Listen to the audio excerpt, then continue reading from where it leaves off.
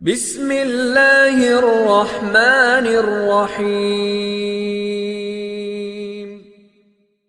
ہجرت مدینہ سے قبل کے واقعات، نزول وحی۔ سیدہ عائشہ رضی اللہ تعالیٰ عنہ سے روایت ہے کہ ایک دن نبی کریم صلی اللہ علیہ وآلہ وسلم سیدہ خدیجہ کے ساتھ تشریف فرما تھے۔ اچانک آپ نے دیکھا کہ زمین و آسمان کے درمیان ایک ہیولا سا کھڑا تھا جو اپنی جگہ کھڑا رہا۔ حضرت خدیجہ رضی اللہ تعالیٰ عنہ کہنے لگی، آپ میرے قریب ہو جائیں۔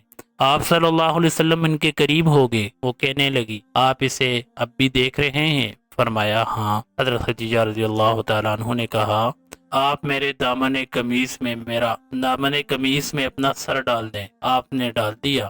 جناب خدیجہ رضی اللہ تعالیٰ عنہ نے پوچھا، اب وہ نظر آ رہا ہے؟ نبی کریم صلی اللہ علیہ وآلہ وسلم نے فرمایا، نہیں، وہ جا چکا ہے۔ حضرت خدیجہ رضی اللہ تعالیٰ عنہ کہنے لگی، آپ خوش ہوں، وہ مکرم فرشتہ تھا، اگر شیطان ہوتا تو حیا نہ کرتا۔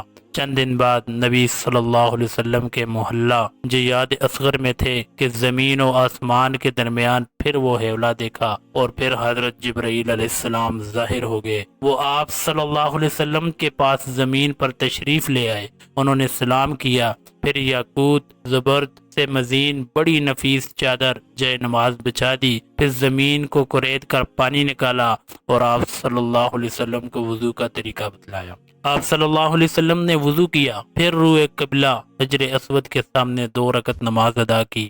اس کے بعد جبرائیل علیہ السلام نے آپ کو نبوت کی بشارت سنائی اور یہ سورت آپ پر نازل ہوئی۔ پھر آپ صلی اللہ علیہ وسلم اقرأ بسم ربک الذی خلق، پھر آپ صلی اللہ علیہ وسلم گھر کو چلے۔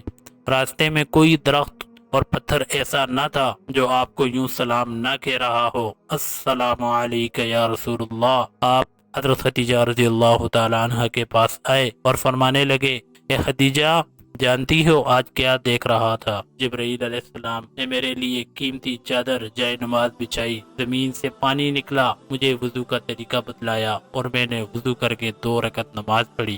حضرت خدیجہ رضی اللہ تعالیٰ عنہ کہنے لگی، وہ وضو مجھے بھی دکھلائیے۔ آپ نے انہیں وضو کر کے دکھلایا۔ انہوں نے آپ کے ساتھ نماز پڑھی اور کہنے لگی، اشہد انک رسول اللہ۔